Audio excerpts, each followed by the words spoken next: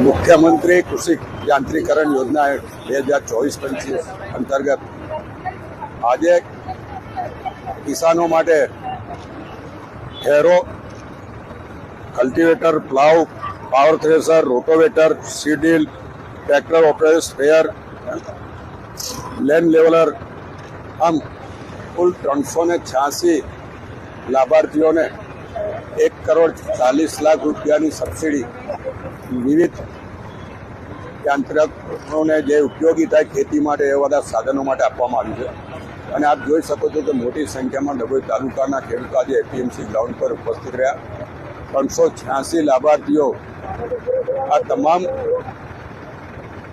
યંત્ર સામગ્રી દ્વારા ખેતી ક્ષેત્રે અમારા વડાપ્રધાન મોદી સાહેબે કીધું છે કે ખેડૂતોની આવક ડબલ કરવાની, અને એના જ ભાગરૂપે મુખ્યમંત્રી કૃષિ યાંત્રિકરણ યોજના હેઠળ આ સબસિડી આપવામાં આવી છે. આવનારા દિવસોમાં ખેડૂતોને ટ્રેક્ટર માટે પણ સહાય આપવાના છે અને એનો કાર્યક્રમ પણ ટૂંક સમયમાં રાખવામાં આવશે. પણ હું આ તમામ લાભાર્થી 386 જે ખેડૂતો છે એ તમામને અભિનંદન આપું છું, શુભેચ્છા આપું છું.